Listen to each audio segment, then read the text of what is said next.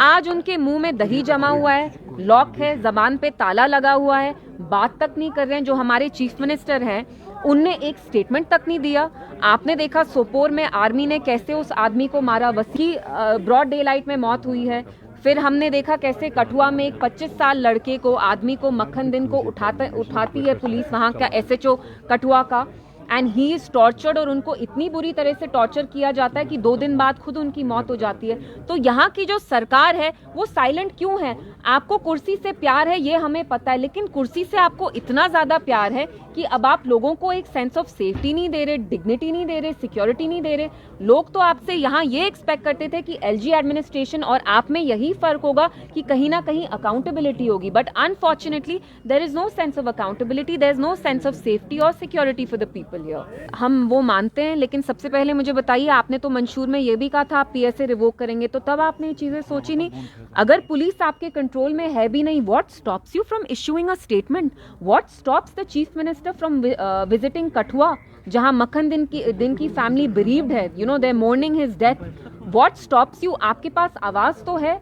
मैं यहाँ आई हूँ ना, मैं मिनिस्टर हूँ, मैं MLA तक नहीं हूँ, लेकिन मुझे पता है कि हमारी आवाज में दम है।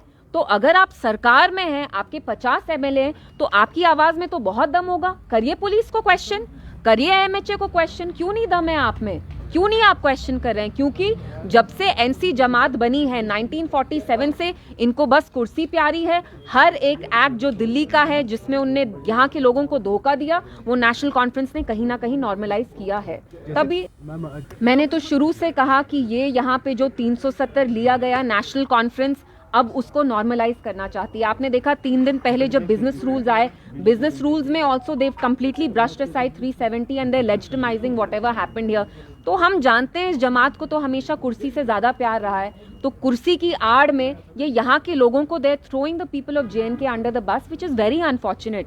लोगों ने आपको 50 MLA इसलिए नहीं दी ताकि आप मुंह पे ताला बैठ जाएं अपने ऑफिस में जब यहाँ ह्यूमन राइट्स वायलेशंस हों। जम्मू कश्मीर की जो आवाम है, they expect accountability, they expect कि आप यहाँ कि पुलिस को क्वेश्चन करे। जब एक नौजवान लड़के को, ट्रक ड्राइवर को आर्मी मारती है, या पुलिस एक 25 साल के लड़के को कठुआ में उठा के इतना टॉर्चर करती है कि 2 दिन बाद उनकी मौत होती है।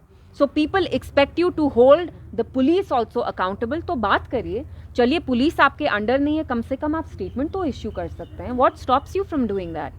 गुड़गांव में ऐसा रिकॉर्ड, मैं कहीं भी पुलिस की इन्वेस्टिगेशन को रोकना नहीं चाहती हूँ, इम्पीड नहीं करना चाहती हूँ। मैं कह रही हूँ आप OGW hybrid militant term use करके सबको यहाँ शक की निगाह से नहीं देख सकते।